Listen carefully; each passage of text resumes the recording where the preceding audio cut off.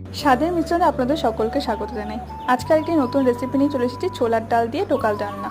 তার জন্য মিক্সার গ্রাইন্ডারে ছোলার ডাল নিয়ে নেওয়া হয়েছে, এক টুকরো আদা দিয়ে সেটাকে ভালো করে পেস্ট করে নেওয়া। এরপর সাদা তেলের মধ্যে সাদা জিরে ফোড়ন দিয়ে পেস্টটাকে দিয়ে তার মধ্যে লবণ, হলুদ, ধনে গুঁড়ো, লঙ্কা গুঁড়ো দিয়ে ভালো করে ওটাকে একটু ভাজা ভাজা করে নিতে হবে।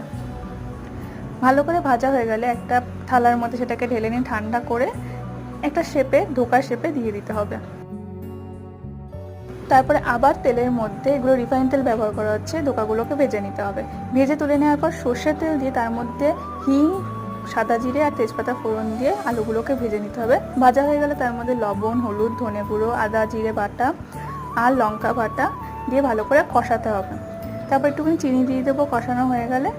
এরপর গরম জল দিয়ে কিছুক্ষণ ফুটতে দিতে হবে।